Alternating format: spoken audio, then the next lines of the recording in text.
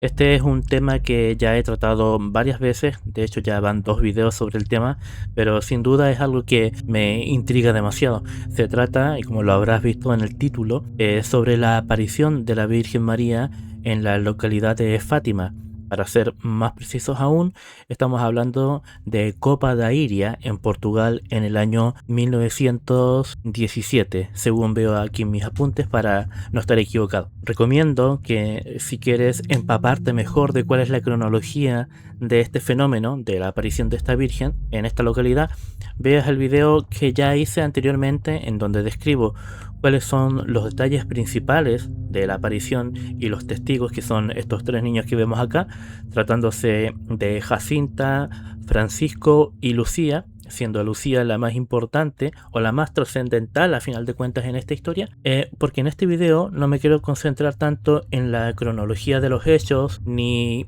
cuáles fueron los 3 secretos que se le fueron revelados a estos niños en aquella ocasión. Quiero hablar más bien de lo que he podido extraer como a modo de conclusión después de leer el libro que escribió Lucía, la de los 3 niños, la persona que tal parece era la protagonista principal de estas apariciones y de las visiones de la Virgen. Lo que pasa es que Lucía, la persona que estamos viendo en esta fotografía, de los 3 niños es la que sobrevive y llega hasta tiempos más actuales, porque también falleció hace un par de años atrás. Y por mandato de altas autoridades del Vaticano, ella escribe sus memorias para que quede el registro de primera mano de qué fue lo que ella recuerda y cómo acontecieron los hechos antes y después de la aparición de la Virgen María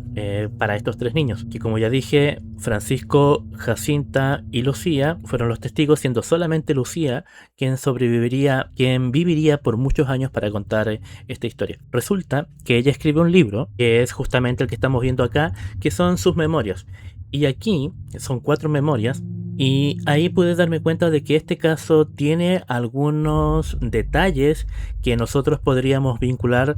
más que con una aparición religiosa, con un fenómeno extraterrestre. Y ese es el motivo de este video. Que quizás lo que Lucía experimentó no fue una aparición religiosa, sino que más bien responde a lo que podría ser el fenómeno ufológico barra extraterrestre, creo yo. Lucía vivió cuando era niña el avistamiento o la aparición de la Virgen María junto a Francisco y Jacinta,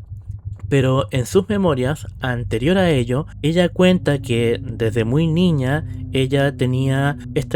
este tipo de percepción, de sentir que muchas veces no se encontraba sola. Recibía visitas de seres en la noche, en la intimidad de sus horas de sueño, y también cuando hacía labores de pastoreo, no con Francisco y Jacinta, que es como finalmente terminan ocurriendo los hechos más importantes de esta historia, sino que antes, cuando ella pastoreaba junto a otros niños, también habían visto seres que en la lejanía de las pampas y de la geografía de donde ella trabajaba, hacían aparición como si la estuvieran observando a ella. Y voy a leer literalmente lo que dice su libro. A los 7 años comenzó sus labores de pastoreo. En el año 1915, 2 años antes de la aparición más emblemática, ya había visto junto a otros compañeros de pastoreo una imagen de una mujer como si fuera una estatua de nieve que se traslucía con el sol. ¿Ok? Esa es una. En 1916, cuando ya pastoreaba junto a Jacinta y a Francisco, los 3 jóvenes ven a un ángel, al cual llaman el hombre de nieve, porque esa era la comparación que podían hacer para darle una descripción a este ser, quien aparentemente tiene un género masculino, no femenino.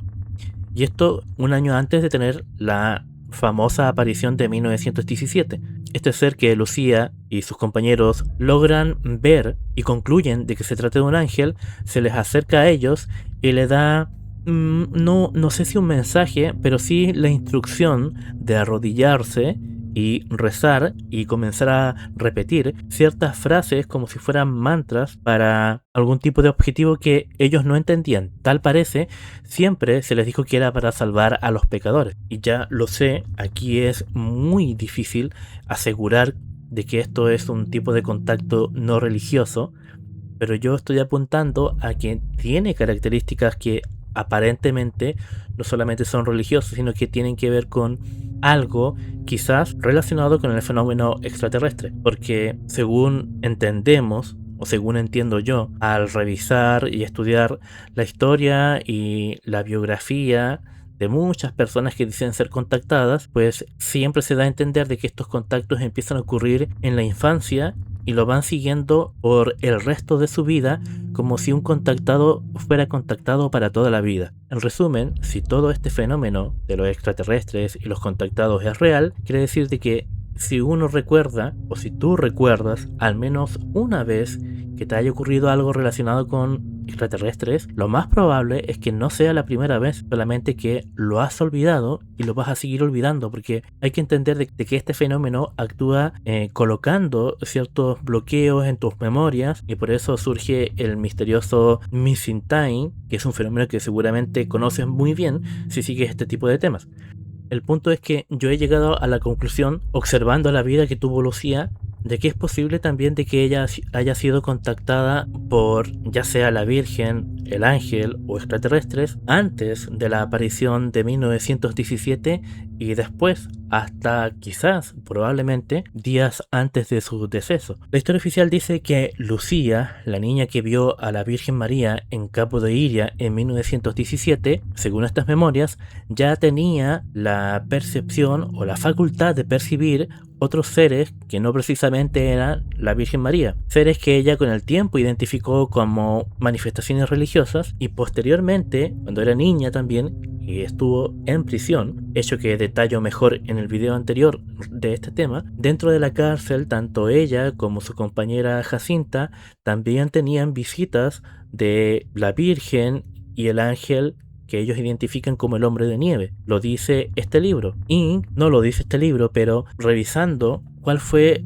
la vida que tuvo Lucía después de estos encuentros, es que ella se volvió completamente a la religión, volcó completamente su vida en ello y se convertiría en una monja que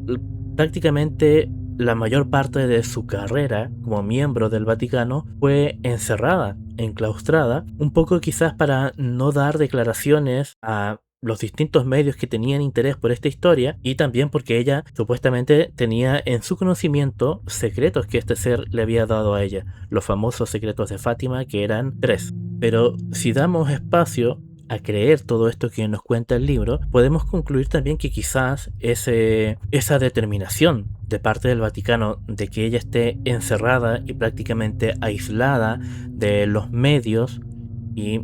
de muchas cosas realmente, porque siempre estuvo dentro del claustro, podríamos pensar también de que ahí pudieron haber ocurrido